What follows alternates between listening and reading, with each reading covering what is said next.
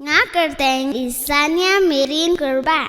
Nga dam pulik class 3. Nga ladon rasnam kurta. Imei jonga ikerteng nong risuk kurba. Ipa jonga ikerteng te borlang ling do kanchi.